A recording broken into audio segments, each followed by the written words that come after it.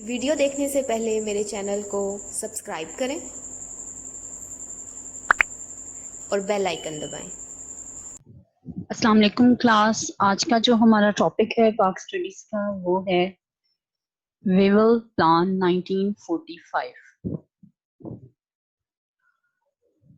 1945 1944 کے اگر ہم ایئرس کو دیکھیں تو یہ وہ ایئرس تھے جب برصغیر پاک و ہند میں فسادات بہت زیادہ بڑھ چکے تھے ہندوؤں اور مسلمانوں کے درمیان، اور اس وقت برطانوی حکومت یہ کوشش کر رہی تھی کہ کوئی ایسا آئین بنایا جائے جس کے ذریعے یہ فسادات جو ہیں وہ کم سے کم ہو سکے۔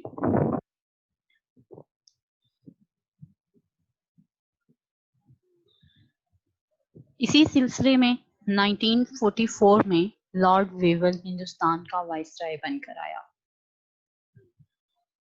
وہ لارڈ ویول پہلے بھی برطانیہ میں کی طرف سے ہندوستان میں کام کر چکا تھا۔ ہندوستان میں لارڈ ویول ایز کمانڈر جو ہے وہ کام کر چکا تھا، اور وہ برصغیر کے سیاسی مسائل کے بارے میں کافی حد تک جانتا تھا۔ اس لیے لارڈ ویول کو بھیجنے کا جو مقصد تھا وہ یہی تھا کہ وہ برصغیر میں جائے اور وہاں کے سیاسی مسائل کا حل تلاش کرے۔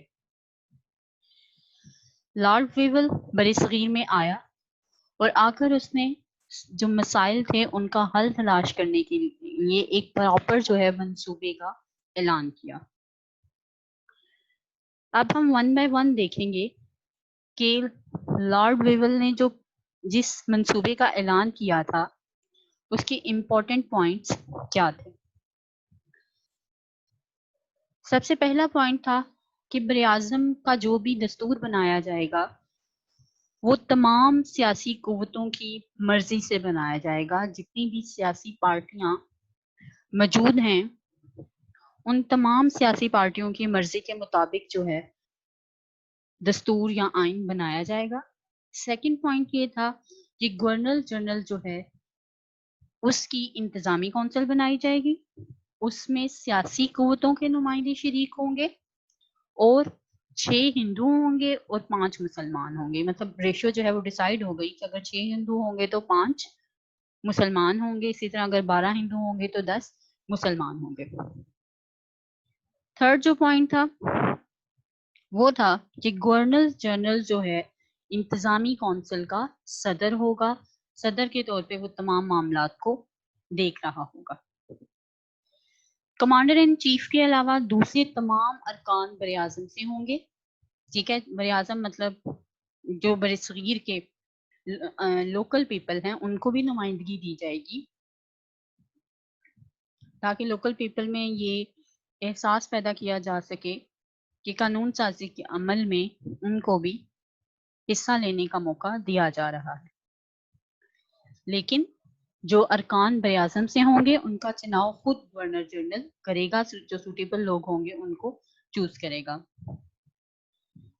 ففتھ پوائنٹ تھا کہ مرکز میں انتظامی کونسل جو ہے تشکیل دی جائے گی، اور تمام صوبوں میں بھی جو ہے انتظامی کونسلیں بنائی جائیں گی تاکہ جو انتظام ہے، نظام ہے، اسے اچھی طرح سے چلایا جا سکے۔ یہ تو تھا وہ پلان یا منصوبہ جو لارڈ ویول نے پیش کیا تھا کہ اس منصوبے کے تحت اگر ہم انتظام کو چلائیں تو براعظم کے کافی سیاسی مسائل کو حل کیا جا سکتا ہے۔ نیکسٹ جو ہے اسی منصوبے کے تحت 1945 جون میں جو ہے ایک کانفرنس بلائی گئی تھی۔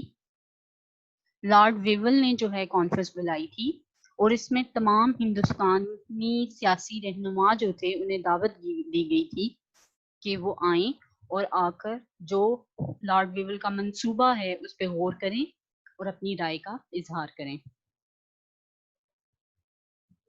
اس کانفرنس میں یہ طے پایا کہ انتظامی کونسل جو ہوگی گورنر جنرل کی اس میں 6 ہندو ہوں گے اور 5 مسلمان ہوں گے۔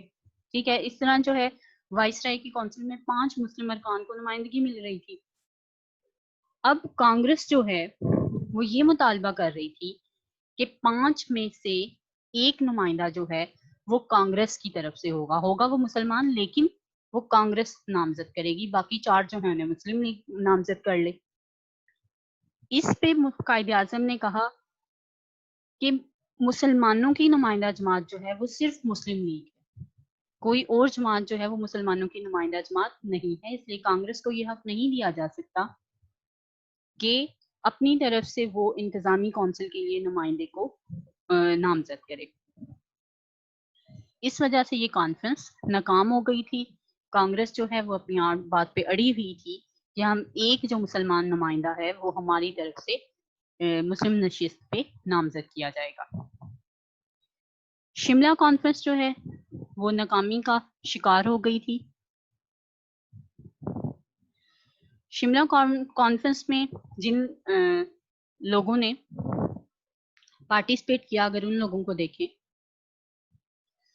کانگریس کی طرف سے پنڈت نہرو، ابوالکلام آزاد اور بلدیو سنگھ نے پارٹیسپیٹ کیا تھا۔ مسلم لیگ کی طرف سے قائد اعظم، لیاقت علی خان اور سردار عبدالرب نشتر جو ہیں، اس کے علاوہ تمام صوبوں کے جو وزرائے اعلیٰ تھے، یونینسٹ اور دیگر پارٹیوں کے نمائندے جو تھے، انہوں نے بھی شرکت کی تھی۔ اب جیسے پہلے بھی ہم نے بات کی کہ کانگریس یہ چاہتی تھی کہ مسلمانوں کی جو 5 نشستیں ہیں ان میں سے ایک نشست پہ ہماری طرف سے ایک نمائندہ جو ہے ہم انہیں اسے نامزد کریں۔ اب کانگریس جو ہے وہ ایک کانگریسی رہنما ابوالکلام آزاد کو جو ہے وہ نامزد کرنا چاہتی تھی، ان کا تقرر کرانا چاہتی تھی کہ کانگریس کی طرف سے بھی ایک جو ہے مسلم رہنما شامل ہو، لیکن قائد اعظم جو ہیں، قائد اعظم نے اس بات سے اتفاق نہیں کیا تھا، اور کانگریس نے پھر ابوالکلام آزاد کی بجائے پنجاب کے وزیر اعلیٰ اور یونینسٹ پارٹی کے وہ سربراہ تھے ملک خضر حیات کا نام پیش کر دیا کہ آپ ان کو جو ہے مسلم نشست پہ کانگریس کی طرف سے نامزد کر لیں۔ اس پہ قائد اعظم نے 2 ٹوک الفاظ میں کہہ دیا تھا کہ مسلم ارکان کے جو 5 نشستیں مسلم ارکان کے لیے مختص کی گئی ہیں، ان پہ نمائندے جو ہیں وہ مسلم لیگ ہی نامزد کرے گی، کیونکہ مسلم لیگ جو ہے وہ مسلمانوں کی واحد نمائندہ جماعت ہے برصغیر میں۔ یہ کانفرنس جو ہے ناکام ہو گئی تھی۔ اب کانگریس نے جو ہے غلط باتیں کرنا شروع کر دی۔ انہوں نے کہا کہ یہ کانفرنس جو ہے صرف اس وجہ سے جو ہے ناکام ہوئی ہے کیونکہ قائد اعظم کا بے لچک جو ہے رویہ تھا، انہوں نے ہماری بات نہیں مانی۔ حالانکہ قائد اعظم کا جو موقف تھا وہ درست بھی تھا اور اصولی بھی تھا کہ ابوالکلام آزاد جو ہیں وہ کانگریسی رہنما ہیں، اس کے علاوہ خضر حیات جو تھے وہ بھی مسلم لیگی رہنما نہیں تھے، تو وہ کیسے مسلمانوں کی نمائندگی کا دعویٰ کر سکتے ہیں؟ حالانکہ مسلمانوں کی نمائندہ جماعت جو ہے وہ صرف اور صرف مسلمان۔ کانگریس ہمیشہ جو ہے بے لچک رویہ اختیار کر رہی تھی۔ قائد اعظم نے معاملے کو صاف کرنے کے لیے ایک اخبار میں بیان دیا تھا کہ شملہ کانفرنس جو ہوئی تھی اس میں جو پلان جو ہے پیش کیا گیا تھا وہ وائسرائے ہند لارڈ ویول اور گاندھی کا پھیلایا ہوا مشترکہ جال تھا۔ قائد اعظم کا فرمان کہ مسلمانوں کی جو نمائندہ جماعت ہے وہ صرف اور صرف مسلم لیگ ہے، یہ بالکل صحیح ثابت ہوا تھا 1945 اور 46 کے الیکشن میں۔ اس میں مسلمانوں نے کانگریس اور یونینسٹ پارٹی یا دوسری جو مذہبی جماعتیں تھیں ان کو مسترد کر دیا تھا، اور تمام مسلمانوں نے مسلم لیگ کو ووٹ دیے تھے، انہیں اپنی نمائندہ جماعت قرار دیا تھا، اور یہ جو ہے قائد اعظم کے موقف کی تصدیق تھی اور سیاسی فراست یا بصیرت کی بھی تصدیق تھی۔